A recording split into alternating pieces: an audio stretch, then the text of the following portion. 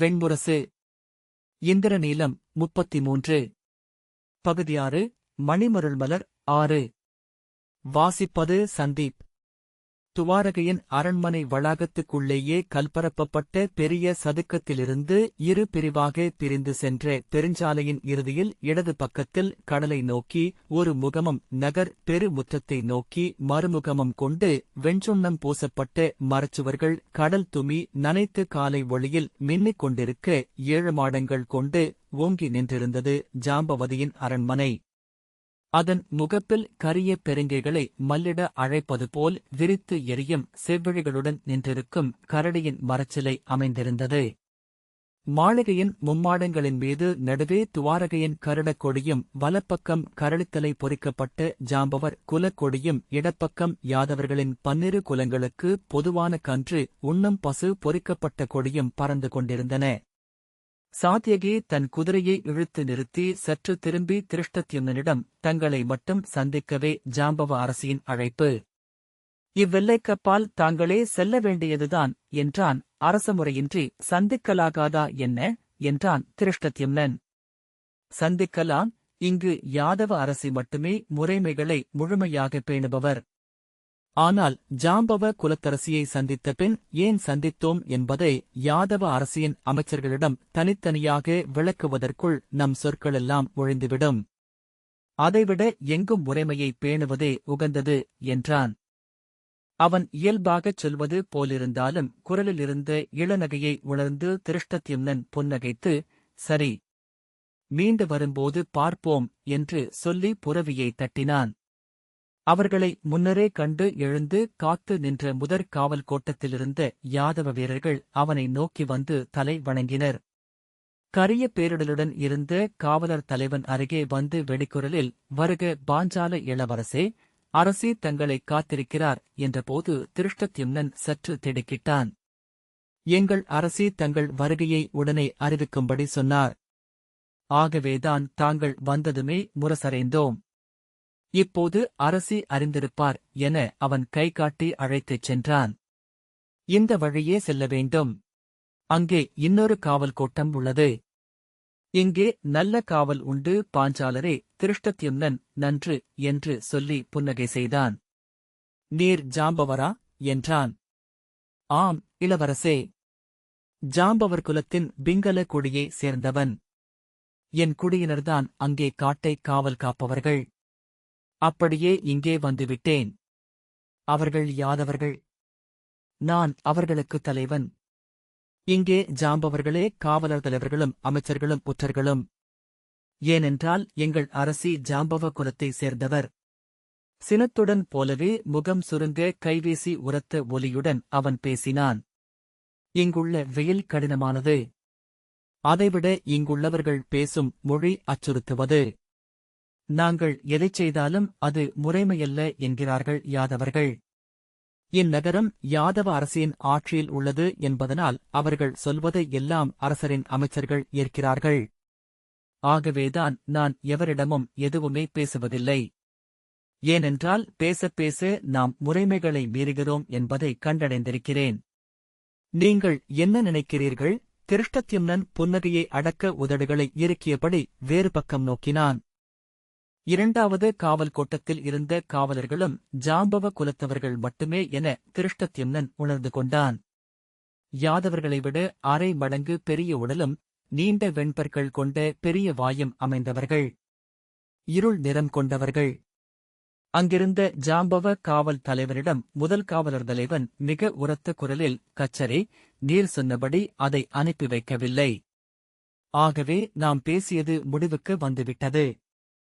இனி நானும் அனுப்பி வைக்க மாட்டேன். ஏனென்றால் என பேசத் தொடங்க அவன் மேலும் உரக்க, சத்தம் போடாதே. ஓசையிட்டு பேசலாகாதென்பது அரச முறைமை என்று சொல்லப்பட்டிருக்கிறதல்லவா? சொன்னால் என்ன புரிகிறது உனக்கு?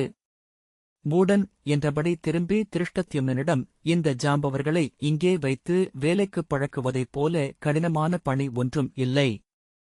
காட்டுக்கரடிகள் இவர்கள் என்றபின் அப்பால் சென்ற ஒரு காவலனிடம், அர்க்கரை வரச்சொல் மூடா என்று கூச்சலிட்டான். அவன் திரும்பி, அர்க்கர் துயில்கிறாரே என்று கூவினான். தன் தொடையில் ஓங்கி அறைந்து, எழுப்புடா, அறிவிலியே என்றான் காவலர் தலைவன். இங்கே இளவரசர் காத்திருக்கிறார் அல்லவா? அர்க்கர் உள்ளிருந்து துயிலில் வீங்கிய இமைகளுடன் மெல்ல நடந்து வந்து அவனிடம் மீண்டும் முத்திரை விரலாழியைக் கேட்டார். அதை பலமுறை திருப்பித் திருப்பி கூர்ந்து பார்த்தபின் உள்ளே சென்று அங்கிருந்த மேலும் முதிய காவலரிடம் இன்னொரு முறை காட்டி உறுதி செய்து கொண்டு திரும்பி வந்து, வருக இளவரசே என்றார். பாஞ்சால இளவரசை ஜாம்பவர் குலத்து அரசின் பொருட்டு வரவேற்கிறோம் என்று சொல்லும்போதே கொட்டாவி எழ வாயைத் திறந்து பெரிய பற்களும் தொங்கி ஆடிய உள்நாக்கும் தெரிய ஓசையிட்டார். காவலர் தலைவன் வருக இளவரசே என அழைத்துச் சென்றான். காவலர் தலைவன், யாதவர்கள் அனைவருமே பார்க்க ஒன்று போல் இருக்கிறீர்கள் இளவரசே என்றான். ஆகவே அடையாளங்கள் அனைத்தையும் திரும்பத் திரும்ப கூர் நோக்குகிறோம் என்றான். திருஷ்டத்யும்னன், நான் யாதவன் அல்ல என்றான். நீங்கள் ஜாம்பவரா? இல்லையே என்றான் அவன். திருஷ்டத்யும்னன் ஒன்றும் சொல்லாமல் புன்னகை செய்தான். யாதவர்களை நாங்கள் கண்டதுமே அடையாளம் கொள்வோம். அவர்கள் சிறியவர்கள். ஆகவே தங்களுக்கு அறிவு கூடுதல் என எண்ணிக்கொண்டிருப்பார்கள். திருஷ்டத்யும்னன் சிரித்துவிட்டான். ஆம், ஆனால் அவ்வண்ணம் எண்ணாத வேறு வகை யாதவன் நான் என்றான். அரண்மனையின் பிறை வடிவ பெருமுற்றத்தில் 4 புலனணித் தேர்களும் 3 பல்லக்குகளும் நின்றிருந்தன. தேர்களுக்கான வெண்புறவிகள் அப்பால் அரண்மனையின் நிழல் விழுந்த பகுதியில் கடிவாளங்கள் முதுகின்மேல் போடப்பட்டிருக்க சேணம் அணிந்து நின்று தலையாட்டி மணியோசை எழுப்பியபடி முகத்தில் கட்டப்பட்ட தோல் பைகளிலிருந்து குள் தின்று கொண்டிருந்தன. பல்லக்குத் தூக்கிகளும் ஜாம்பவர்களே. அவர்கள் கால்மடித்து அமர்ந்து பாக்குமென்ற தாணைகளுடன் திரும்பி நோக்கினர். அரண்மனையின் நிழல் சாய்வாக நீண்ட கடல் துமியின் ஈரம் சாய்வாக படிந்து சென்ற கல்தரை பரப்பை கடந்து மறுபக்கம் எழுந்து துணை மாளிகையின் சுவர் மேல் மடிந்து மேலேறி நிற்க அதன் 3 கொடி நிழல்களும் படபடத்தன. மாளிகை முகப்பின் 7 பெரிய யவனத்தூண்களின் உத்தரம் தாங்கிய மேல்முனையின் மலர் மடிப்பின் விளிம்பில் கன்னங்கள் உப்பிய சிறு குழந்தை தேவர்கள் கைகளில் மலர்கள் பூத்த தளிர்கொடி சுருள்களுடன் புன்னகைத்தபடி பரந்தமைந்திருந்தனர். 12 நீள்படிகளில் ஏறி முட்டை ஓடு என வெண்சுண்ணத்தால் ஆன முற்றத்தில் தரை மீது நடந்து சென்று அங்கே திறந்திருந்த வாயிலை அடைந்தான். அவனை நோக்கி இரும்புக் குரடுகள் ஒலிக்க குதிரைப்படை மலையிறங்குவது போல வந்த 7 காவலர்கள், பிங்களரே, உள்ளே அரசி வந்து அமர்ந்துவிட்டார்கள். இவர்தான் இளவரசரா என்று கூச்சலிட்டனர். பிங்களர், இவர்தான். நான் காவல் கோட்டம் முதல் துணையாக வருகிறேன். உடன் வந்து இன்னொரு யாதவர் அங்கேயே நின்றுவிட்டார் என்றபின் திருஷ்டத்யும்னனிடம், இவர்கள் அரண்மனைக் காவலர்கள், உரக குடியினர் என்றான். அவர்கள் திருஷ்டத்யும்னை நோக்கி புன்னகைக்க, தலைவன், நாங்கள் ஜாம்பவர்குலத்தின் செய்தியாளர்கள் என்றான். மறுபக்கம் இருந்த அறைகளில் பெருங்குரலில் சிலர் பேசிக் கொண்டிருந்தனர். பெருந்தூண்களும் உயர்ந்த வளைமுகட்டுச் சாளரங்களும் உயர்ந்த குவை மாடக்கூரையும் கொண்ட அத்தகைய மாளிகைகள் அமைதி நிறைந்திருப்பதற்கானவை என திருஷ்டத்யும்னன் எண்ணினான். அரசியின் அறை இதுதான். சற்று பொறுங்கள் இளவரசே என்றபின் தலைமைக் காவலன் வெண்கலக் கதவை மும்முறை தட்டியதும் அதை ஓசையுடன் திறந்து வெளிவந்த இளமமைச்சன் திருஷ்டத்யும்னைக் கண்டு தலைவணங்கினான். வருக இளவரசே என்று அழைத்து, பாஞ்சால இளவரசர் ஜாம்பவர்களின் அரண்மனைக்குள் வந்தது பெருமையளிக்கிறது. இத்தருணம் வாழ்த்தப்படுவதாக என்று முகமன் சொன்னான். என் பெயர் சம்புகன். ஜாம்பவ குலத்து கோலக கொடியைச் சேர்ந்தவன். மூத்த ஜாம்பவருடைய அமைச்சர் குழுவிலிருந்தேன். இங்கு அரசியின் 3ஆம் அமைச்சனாக பணியாற்றுகிறேன். தங்களை முறைமைக்காகவே அரசி சந்திக்க விழைகிறார். தாங்கள் கொண்டு வந்த தூதையும் அதன் விளைவுகளையும் அவர் அறிந்திருக்கிறார். தாங்கள் முறைமைக்குரிய இன்சொற்களை சொல்லலாம். அரசுமுறைச் சொற்களை அமைச்சரிடம் சொல்ல வேண்டுமென்பது இங்குள்ள நெறி. தங்கள் அருள் கோருகிறேன். திருஷ்டத்யும்னன் அவருடைய திரண்ட கரணித்தோள்களையும் செவ்வண்ணம் பூசப்பட்டு தோள்பட்டையை சுற்றிச் சுற்றி அமைக்கப்பட்ட தலைப்பாகையையும் அதிலிருந்த சிறிய பொன்னாலான கரடி முத்திரையையும் நோக்கினான். கரடி குலத்து பழங்குடிகள் தன் உள்ளத்தில் எழுப்பிய சித்திரத்திற்கு முற்றிலும் மாறாக பிறிதொருவகை அரசும் அமைச்சும் குடியும் கொண்டவர்கள் என எண்ணினான். ஜாம்பவ அரசியைப் பற்றிதான் கொண்டிருக்கும் உளச்சித்திரம் அவளைக் கண்டதுமே முழுமையாக மாறப்போகிறது என திருஷ்டத்யும்னன் எண்ணிக்கொண்டான். சம்பகன், தங்களுக்கு அரை நாழிகை நேரம் இளவரசியால் அளிக்கப்பட்டுள்ளது இளவரசே. முறைப்படி முகமன்கள் சொல்ல வேண்டும் என்பது இங்குள்ள முறைமையாயினும் அரசி அதை நெடுநேரம் கேட்க விரும்புவதில்லை என்றான்.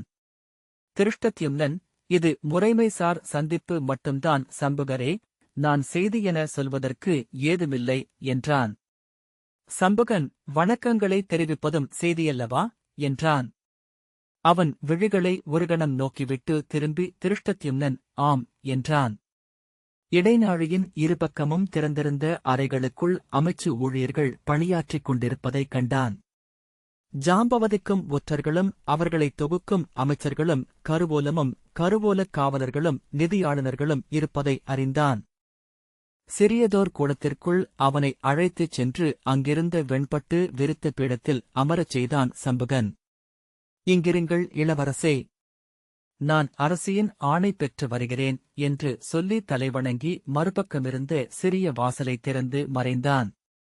சற்று மிகையாகவே அந்த முறைமைகள் உள்ளனவா என்ற எண்ணத்துடன் அச்சிறு கூடத்தின் அமைப்பை நோக்கியபடி திருஷ்டத்யும்னன் காத்திருந்தான். 7 நீள்வட்ட வடிவ சாளரங்களால் வானம் உள்ளே வரும்படி கட்டப்பட்டிருந்த நீள்வட்ட வடிவறை. திரைச்சீலைகள் முற்றிலும் விலக்கப்பட்டதால் 7 சாளரங்கள் வழியாகவும் வெளியே இருந்த கடல் தெரிந்தது. நீல நெளிவு காலை ஒளியில் கண் கூசும்படி மின்னிக் கொண்டிருந்தது. கடல் காற்று உள்ளே சுழன்று அவன் குழலை அள்ளி பறக்க வைத்து ஆடைகளை துடிக்கச் செய்தது. இடக்கையால் மேலாடையை அள்ளி உடலில் சுற்றிக் கொண்டான். காலையில் இளமழை இருந்ததனால் காற்றில் நீர்த்துளிகள் கலந்திருந்தன. சில கணங்களுக்குள்ளேயே குளிரத் தொடங்கியது. மெல்லிய ஓசையுடன் வெண்கலக் கதவு திறந்து வந்த சம்புகன், இளவரசே, தாங்கள் அரசியை சந்திக்கலாம் என்றான். திருஷ்டத்யும்னன் எழுந்து அவனைத் தொடர சிறு வாயிலைத் திறந்து மறுபக்கம் அழைத்துச் செல்லப்பட்டான். 3 பெரிய சாளரங்கள் கடல் வெளியை நோக்கி திறந்திருக்க அவ்வரை ஒளி நிரம்பியதாக இருந்தது. ஆனால் வெளியே இருந்த மரத்தாலான அமைப்பொன்றால் உள்ளே வரும் காற்று கட்டுப்படுத்தப்பட்டிருந்தது. சாளரத்தில் போடப்பட்டிருந்த நீலத்திரைச்சிலைகள் மெல்ல நெளிந்து கொண்டிருந்தன. சித்திரச் செதுக்குகள் சிரிந்து வெள்ளிச் சட்டம் கொண்ட மையச்சாளரத்தருகே பொன்மலர் இருக்கையில் ஜாம்பவதி அமர்ந்திருந்தாள். உள்ளே நுழைந்ததுமே திருஷ்டத்யும்னன் தலைவணங்கி, ஜாம்பவ குலத்து அரசிக்கு வணக்கம். துவாரகையின் அரசிக்கு பாஞ்சாலம் தலை வணங்குகிறது. இத்தருணத்தில் என் தந்தையின் பொருட்டும் என் தமையரின் பொருட்டும் என் வாழ்த்துக்களை தெரிவித்துக் கொள்கிறேன் என்றான். ஜாம்பவதியின் கண்களில் கற்ற செய்யுளை நினைவுகூரும் இளஞ்சிறுமியின் பதற்றம் தெரிவதைக் கண்டு திருஷ்டத்யும்னன் தனக்குள் புன்னகை செய்தான். பாஞ்சால குலத்திற்கும் தங்களுக்கும் துவாரகையின் வணக்கம். ஜாம்பவ குலமூதாதையர் தங்களை வாழ்த்துக. இங்கு தாங்கள் வந்ததை அவர்கள் எங்களுக்கான பெருமை என கருதுவர் என்று சொல்லி அமரும்படி கை காட்டினாள். அவன் அப்பீடத்தில் அமர்ந்து கொண்டு, தங்கள் வாழ்த்துக்களால் என் 5 குலங்களும் பெருமை கொண்டன அரசி என்றான். ஜாம்பவதியின் தோற்றம் அவனை விழிகளென மாற வைத்தது. அவன் கண்ட பெண்களில் அவளுக்கென பெருந்தோற்றம் கொண்டவர் பிறரில்லை என்று எண்ணிக்கொண்டான். அமர்ந்திருக்கையிலேயே அவரது தோள் அளவுக்கு இருந்தது அவளுடல். மல்லர்களுக்குரிய தோள்கள், தசை திரண்ட புயங்கள், யானை மத்தகமென எழுந்த முலைகள் மீது வேப்பிலைச்சரப்பொளி முகபடாமென பரவி ஒசிந்து இறங்கியது. படர்ந்தவட்ட முகத்தில் செதுக்கப்பட்டது போன்ற சிறிய மூக்குக்கு 2 பக்கமும் மலைச்சுனைகளின் ஒளியுடன் நீண்டு விரிந்த எருமை விழிகள். தடித்து மலர்ந்த உதடுகளுக்கு உள்ளே வெண்பற்களின் நுனி நிறை தெரிந்தது. நீண்டு தழைந்த காதுகளில் மலர்குழை அணிந்திருந்தாள். கைகளில் சந்தன மரத்தில் கடைந்து பொன் நூல் பின்னப்பட்டு நீலவேரங்கள் பதிக்கப்பட்ட கடையங்களும் தோளில் மணிமென்னிய சந்தனத் தோள்வளைகளும் அணிந்திருந்தாள். அவள் முகம் உருண்ட கன்னங்களுடன் அரக்கர்குலத்துக் குழந்தை என எண்ணச் செய்தது. தாங்கள் கொண்டு வந்த தூதுச் செய்தியையும் அதை யாதவ அரசர் ஏற்றதையும் அறிந்தேன் பாஞ்சாலரே என்றாள். அவள் குரலும் சிறுமிகளுக்குரியது போலிருந்தது. மூத்த அரசியே தாங்கள் சந்தித்ததையும் அறிந்தேன் என்று சொன்னபோது அவள் குரலில் மிகச்சிறிய மாற்றம் ஒன்று வந்ததோ என அவன் எண்ணினான். ஆம், நேற்று பேரரசியை சந்தித்தேன் என்றான். அவன் எண்ணியதற்கு மாறாக அவள் கண்களில் சிரிப்பு ஒன்று அசையும் குருவாளின் நுனியின் ஒளியென தெரிந்தது. இதழ்கள் விரிந்தபோது கன்னத்தின் இருபக்கமும் சற்று மடிந்த முகம் மேலும் குழந்தைத்தனம் கொண்டது. நாளிருப்பதனால் முறையாக 8 அரசியரையும் நீங்கள் சந்திக்கலாம் என்றாள். ஆம் என்றான் அவன். சந்திக்க எண்ணியிருக்கிறேன். அதுவும் என் தூது முறையில் அடங்குவதே. ஜாம்பவதி, அம்முறைமையில் சிறுபிழையுமின்றி நோக்குங்கள். எப்பிழைக்கும் எப்படியும் 12 இடங்களில் நீங்கள் மறுமொழி சொல்லியாக வேண்டும் என்றாள். திருஷ்டத்யும்னன் விழி தூக்கி அவளை நோக்க இதழ்களை மடித்துக் கொண்டு சிறுமியைப் போல உடல் குலுங்க சிரிக்கத் தொடங்கினாள். சிரிப்பை அடக்க முடியாது கையை வைத்து வாயை பொத்திக் கொண்டாள். திருஷ்டத்யும்னன் சிரித்து, ஆம், இந்நகரே யானை அங்குசத்தை என முறைமையை அஞ்சிக் கொண்டிருக்கிறது என்றான். அச்சொல் அவளை மீண்டும் சிரிக்க வைக்க, போதும் என்பது போல வலது கையை ஆட்டி இடக்கையால் வாய்ப்பொத்தி சிரித்து குலுங்கினாள். சிரிப்பில் முகம் அனல்பட்ட கரிய இரும்புக் கலமென உள்சிவப்போடி விரிந்தது. அவன் அவள் சிரிப்பை அகம் மலர நோக்கியிருந்தான்.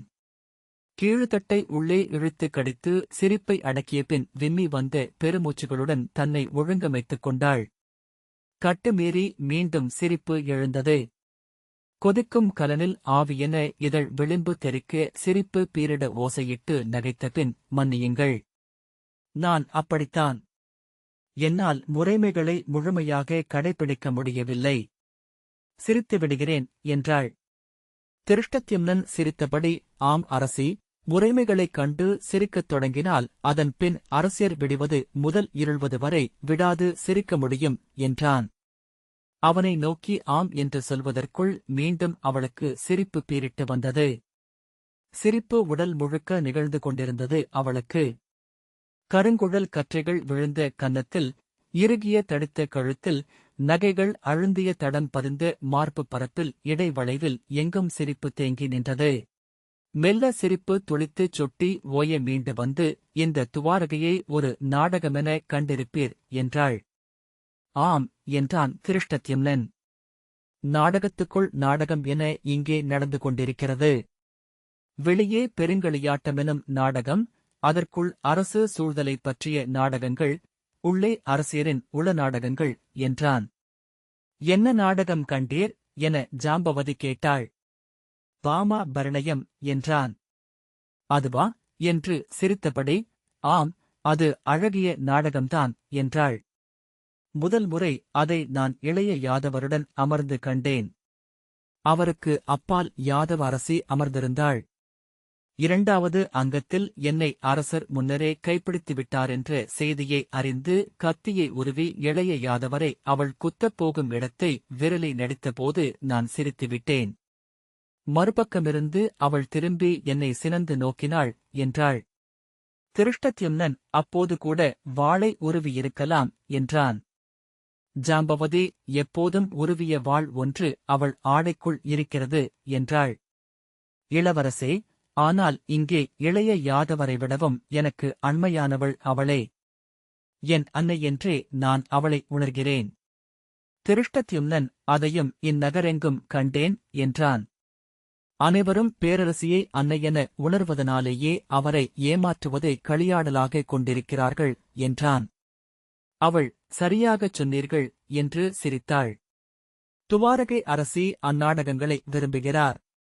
அந்நாடகங்களில் இருந்து தன் நடிப்பை பெற்றுக் கொள்கிறார். ஏதோ எண்ணம் எழ சிரித்தபடி, அவள் அரண்மனையின் வாயில்கள் திறப்பதை விட மூடுவதற்கே உகந்தவை என்று ஒரு கவிஞன் எழுதிய அங்கதம் இந்நகரில் அனைவரையும் புன்னகைக்க வைப்பது என்றாள்.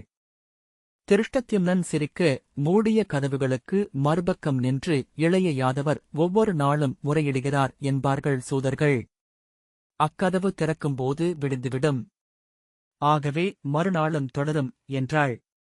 திருஷ்டத்யும்னன், யாதவ அரசி தாழாமை மிக்கவர் என்றான். இல்லை.